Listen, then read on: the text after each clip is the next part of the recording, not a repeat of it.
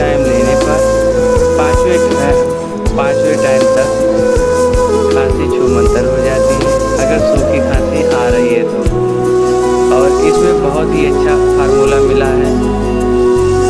डेक्स्ट्रोमेथासल्फान hydrochloride and क्लोरोफेनामाइन मैलिएट पड़ा हुआ है, जो कि सूखी खांसी के लिए समझिए कि वरदानी है।